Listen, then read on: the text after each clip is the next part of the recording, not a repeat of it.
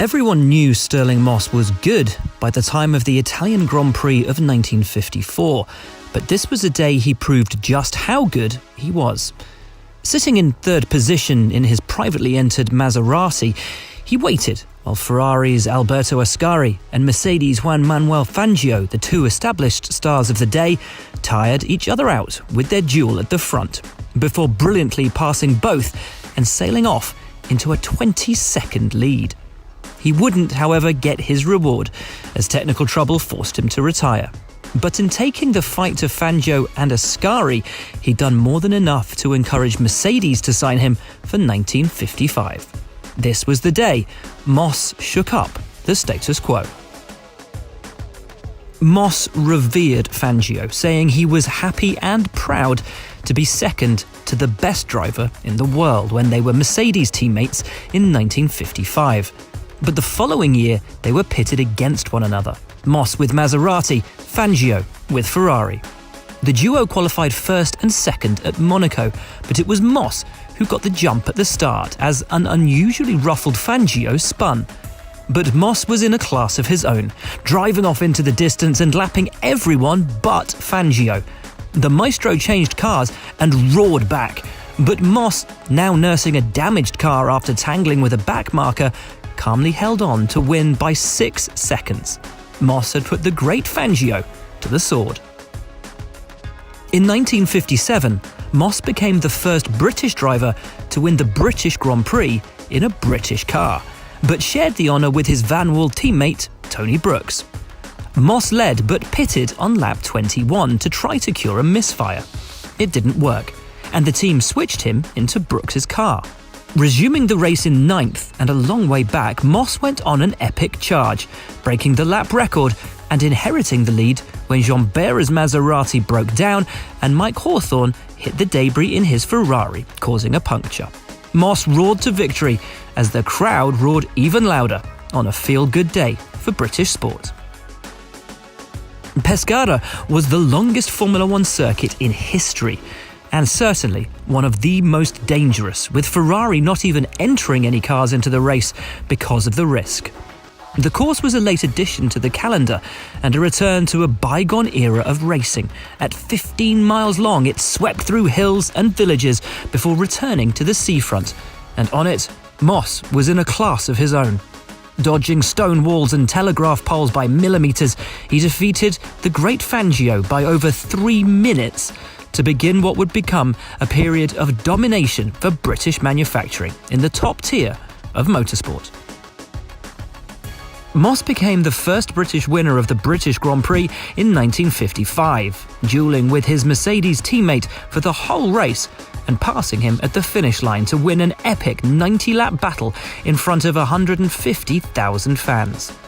Moss, who was the number 2 driver to Fangio and had led 80 of the 90 laps at Aintree, moved over for his teammate, who promptly hung back to ensure Moss claimed victory.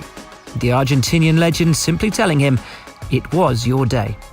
Mercedes had claimed the first 4 places, but first was the only one that mattered to the partisan crowd, whose hero had just made history.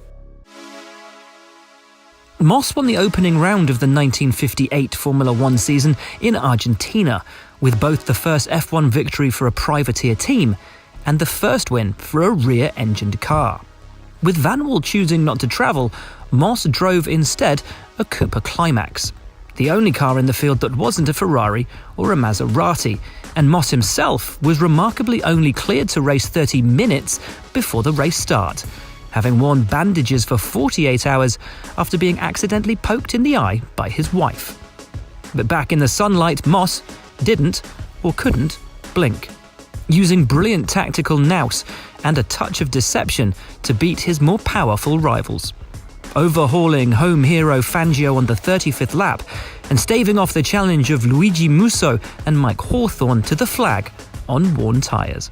Moss's lighter car meant he didn't have to pit for a new set of tyres, while his rivals did. A new era had begun. Moss was at the peak of his powers in 1961 and showed he could make the impossible possible at the Nürburgring. A decision to race on wet tyres, despite the changeable conditions and a dry race start, was key as he held off the chasing Ferraris of Phil Hill and Wolfgang von Trips. He had no right to be in the lead given a disadvantage of 30 brake horsepower, but his mastery of the conditions and the softer wet tyres giving him the advantage through the corners saw him take victory by 20 seconds on the ultimate driver's circuit. It would be Moss's last Grand Prix win, but what a win it was. 3 months earlier, Moss won the Monaco Grand Prix for a third time in one of the all-time great drives, again fending off the more powerful Ferraris. The shark-nosed stallions of Formula One's new 1.5-litre V6 era. Moss had taken pole position in his tiny 4-cylinder Lotus, and after retaking the lead was determined to hold on to it through gritted teeth, despite the looming presence of Phil Hill and Richie Ginther.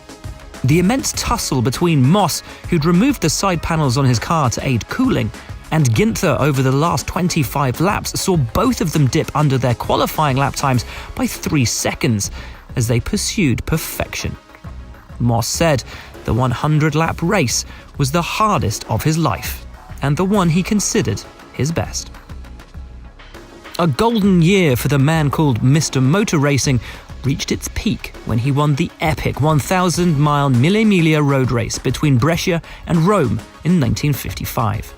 Driving the iconic Mercedes-Benz 300 SLR at an unimaginable average speed of nearly 100 miles an hour on public roads for more than 10 hours, both Moss and co-driver Dennis Jenkinson shattered all the records with an astonishing feat of intelligence, meticulous preparation, bravery, skill, and concentration.